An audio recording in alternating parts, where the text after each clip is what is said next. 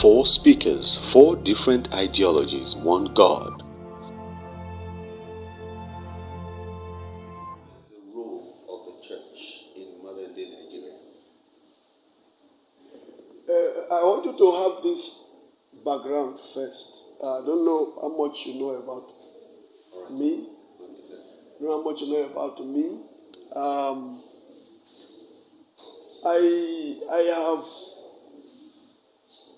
I am on a very, very conservative. I'm a very conservative Christian.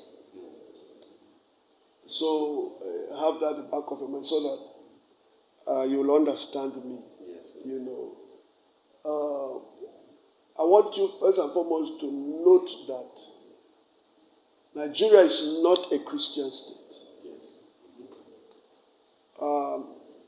We are secular. Whenever we want to talk about what is the role of the Christian, the church in Nigeria,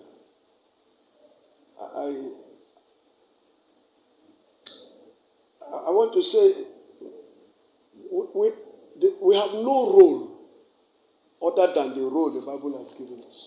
It's to preach the gospel.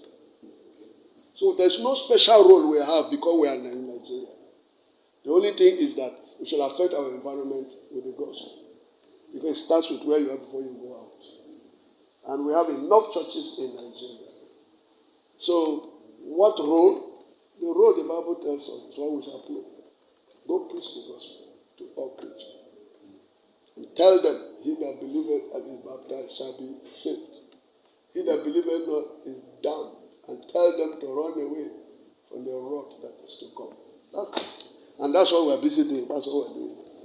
That's what we should be doing. Let me put it that way. All right. Okay. Now, if people say that the church is supposed to be a guide to morality, how we live and everything.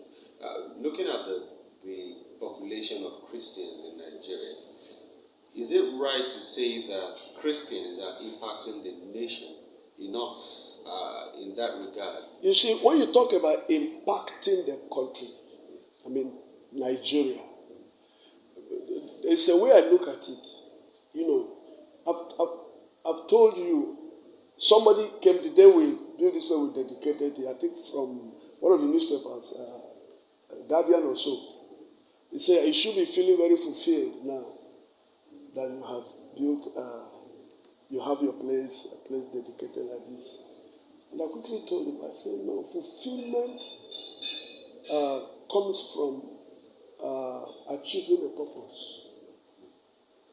God didn't call me to build a church. So why will I find fulfillment because I have built a church? So I don't know if you see my thinking. And the man was surprised. I said, there's no fulfillment here. Oh, we thank God that he has given us a convenient place of worship. But that is not my ministry. So why will I feel fulfilled because I have a place of worship? So also it is, you know, we are talking about impacting the country. You know, we want to look at, you mentioned immorality. Yes. You know, morality. So far, the church in Nigeria has failed in it. And I say it boldly, you know, we have not impacted in that. The reason is because we don't have one voice when it comes to the preaching of the gospel. What is the standard required of a Christian? So when some say you can act like this, you can, you know, act like this. Let me give you a good example. For instance, when we go about chasing material things, there is nothing you want to pursue in the world today because you are pursuing it together with those under whom they are in control of. Is it commerce, is it business, economy, and everything? When a Christian begins to go after that, even power, politics, you know, it's party politics in Nigeria, you will need to compromise to fit in. So what impact will you make when you compromise to fit in? You have already been defeated. So when you see all the corrupt politicians are church members, all the who are those paying the big tithes in the church? What is their source of income? So how will you impact morality? When you are busy pursuing it, they are the ones that sponsor the gospel of God. I'm saying this boldly because I am talking about my constituency. I am there. I'm telling you exactly the position. Some of us personally I fight it. You bring any big money for tithe here, I ask you, be sincere, what is your source of income? And I've turned down such things. Turned down without, even after turning it, you will hear me at the pulpit I preached. So that don't come and try to tempt me with that nonsense. Then here you are again.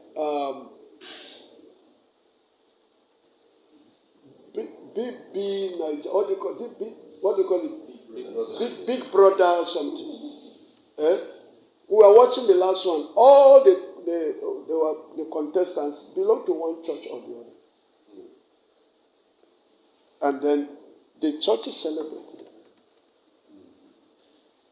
Chris Okotie one time celebrated the runner of Miss Nigeria that came from their church. It was a special thanksgiving. That the woman went before crowd, Christian woman, naked herself in pants and then showing, and then she won, and then the pastor is celebrating. I remembered, I watched it. He said, God is also seen in beauty. So, how will we affect morality? That's what I'm saying. Okay. I was going to ask that. Shouldn't our sermons affect morality? But it seems you're even saying even our sermons are not strong enough to affect morality. No, the sermons, it doesn't matter. Come the way you are. The whole thing has been twisted. They are told that God hates sin but loves sinner. Can you see how that statement is quoted? So, you have the LGBT. They come, don't worry, come, well, we are limiting ourselves to Nigeria, but I've been to Canada where, there's a church, it's all gay. And they call themselves church. In Nigeria here, you see pastors, some pastors are homosexuals. When I say this, I say, I know. So, when you see, you know Valentine Day. What is that about? And they are promoted from the pulpit. So the kind of sermons that are preached are sermons that make people to pursue material wealth, and in pursuing material wealth, you have to do a lot of compromises. And the pastors that teach you that, they teach you to get these things, they make it look as if that is evidence God is with you. So, the sermons, I'm sorry if you are thinking I'm coming to start exhorting the Christian, because remember earlier you said it is only the bad things we don't say the good things. Of course, we know the good things we are talking. Yeah, but if you want to be sincere, show me any good thing in the Christian faith today. You are one of them, sir. I don't know. I won't talk for myself. So that's what I would say. But I am also an onlooker. So we are all there looking at it. Take for instance, a sister was telling me they went to a Christian camp along about the expressway. That in those days, that same camp, a Christian lady will not wear trousers and cross the gate. But the sister was telling me, in fact, specifically it was my wife. She was telling me that she went there for a few days to go there to pray. She said, you'll be surprised the kind of people you see there. with all this, with all those, they are all. I said, the place now is no longer a praying camp. It is now just like any other ordinary city, ordinary town. So you will have enforced that from there. But instead of enforcing, they keep relaxing until they blend into the world. So some of us are crying. So that means that the church itself has a lot of work to do on morality. How then do we proceed from where we are? Come back to where we went off. Come back to the Bible. We left it. Once you leave the Bible, you're on your own. So the only way is come back to the Bible. This is the bearing for our faith. Anything you do contrary to this and does not exalt God, does not, without holiness, no man will see God. So come back to the Bible. Come back to the apostolic faith.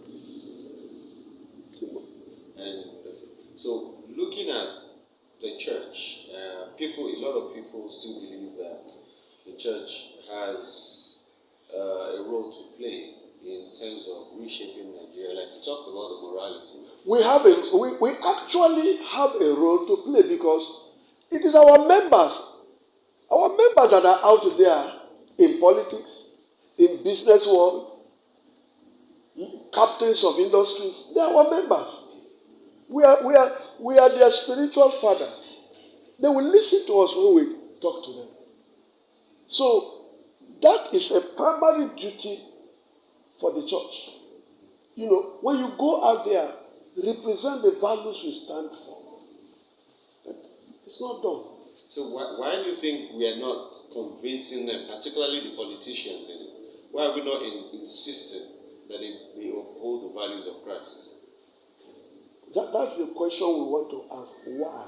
It is because of what we get from them. I think there is an adage that says you don't talk when you are eating.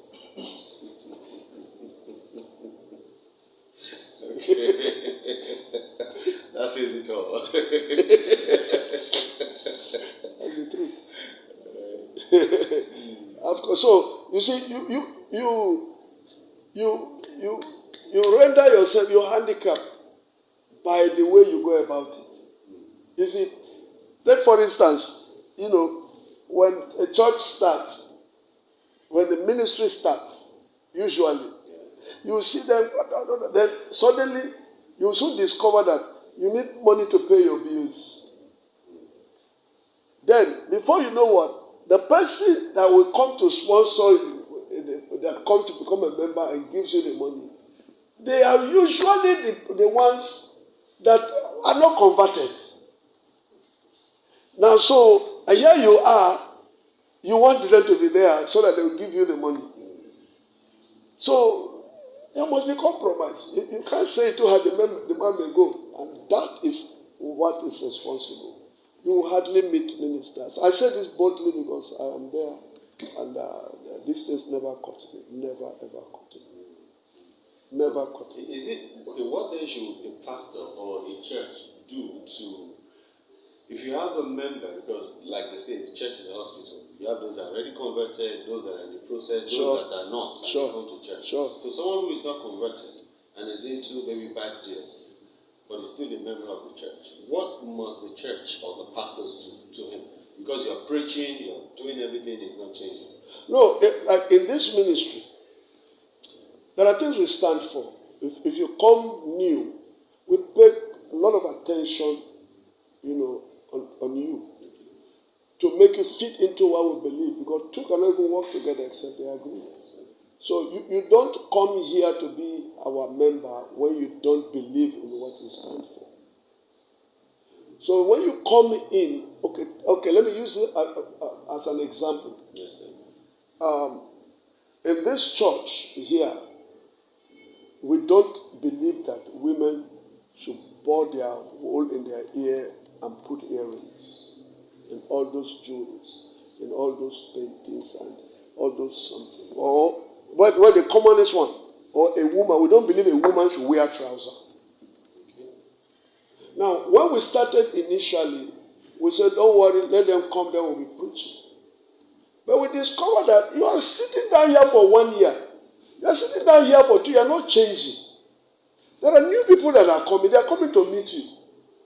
Now, so we have to take some steps. We say, well, this is the stand of this ministry. From now on, we'll not allow anybody enter here with trousers. We'll not allow anybody enter here with earring. And if you wear cloth that does not cover you up well, we pity you. We could borrow you one at the gate to cover yourself up. Now, a lot of people say, well, we say, sorry, this is what we start for. Then I will go back. You are free, you can go back.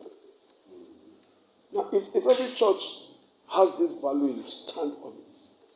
Then, now, I know people that have come, they will tell you, the churches are begging people to come. But we came here and they did not allow me to enter, say, because I dress like this.